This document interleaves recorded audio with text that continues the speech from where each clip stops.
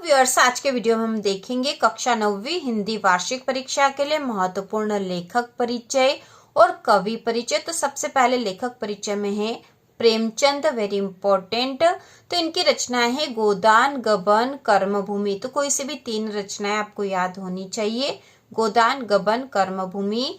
भाषा में हम लिखेंगे प्रेमचंद जी की भाषा सहज, सरल एवं मुहावरेदार है। उन्होंने लोक प्रचलित शब्दों का प्रयोग कुशलता पूर्वक किया है। उनकी भाषा भावों की अनुगामिनी है। प्रेमचंद जी की भाषा में हिंदी उर्दू के शब्दों का प्रयोग बहुतायत में हुआ है। उनकी भाषा आदर्श भाषा है। इसके बाद शैली में लिखेंगे प्रेमचंद जी की शैली सरस, प्रवाहमय तथा सरल है।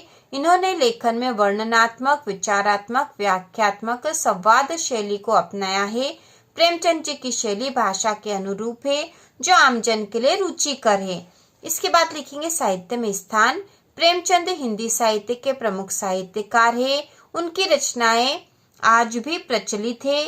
प्रेमचंद जी हिंदी साहित्य में उपन्यास सम्राट व कहानी सम्राट के रूप में प्रसिद्ध है। तो कभी कभी एग्जाम में प्रश्न इस तरह से भी आ जाता है कि प्रेमचंद की भाषा शैली की विशेषताएं लिखिए। तो यदि ऐसा प्रश्न आता है तो हमें भाषा और शैली में जो जो भी लिखा वह सब वहां लिख देना है। तो यही उनकी भाषा शैली की विशेषताएं हो जाएगी। सबसे महत्वपूर्ण कवि परिचय में हम तैयार करेंगे कबीरदास। तो इनकी रचना है साखी, सबद, रमेनी। इसके बाद है भाव पक्ष। कबीरदास भक्ति काल की निर्गुण भक्ति धारा के ज्ञान मार्गी शाखा के प्रमुख कवि है। उन्होंने ईश्वर भक्ति का आधार ज्ञान को माना है। उनके काव्य में दार्शनिक विचारधारा मिलती है। कबीर के काव्य में समाज सुधार की भावना मिलती है।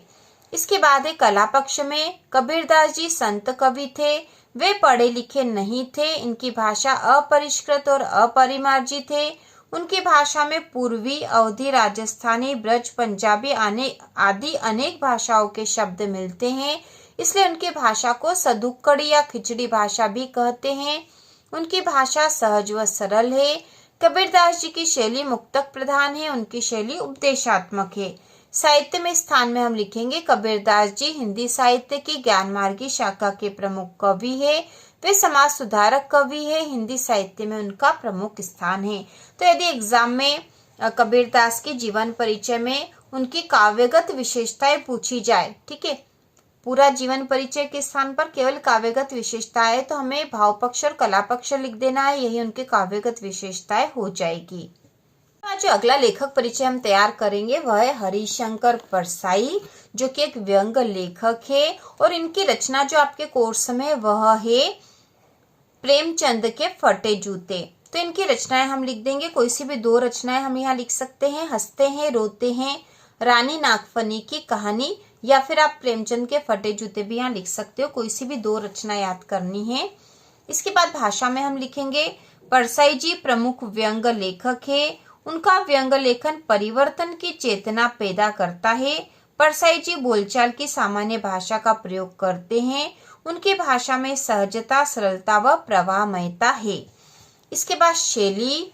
परसाई जी ने लेखन में व्यंग्यात्मक शैली का प्रयोग किया है, जिससे भाषा में चमत्कार उत्पन्न हो गया है। इनकी शैली सहज, सरल व भाव के अनुरूप है। इसके बाद जो अगला है वह है साहित्य में स्थान।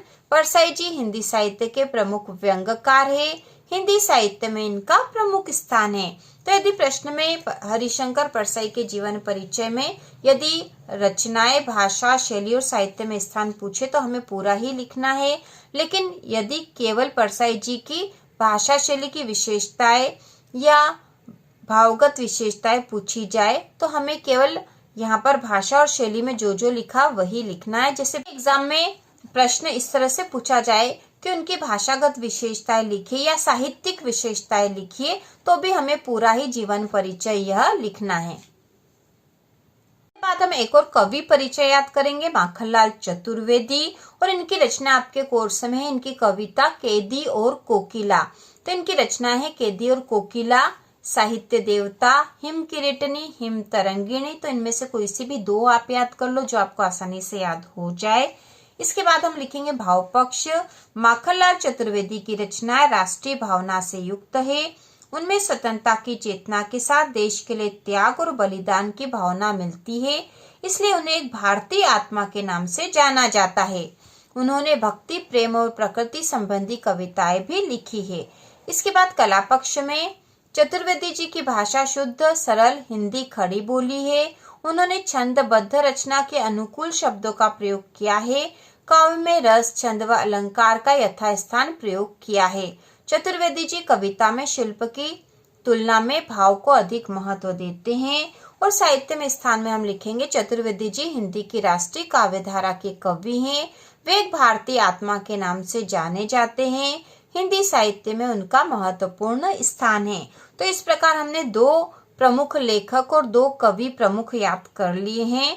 इस प्रकार हम हिंदी विषय की संपूर्ण तैयारी कर चुके हैं। तो इसी प्रकार के और वीडियो देखने के लिए, कक्षा 9वीं वार्षिक परीक्षा की संपूर्ण तैयारी के लिए चैनल को सब्सक्राइब कीजिए।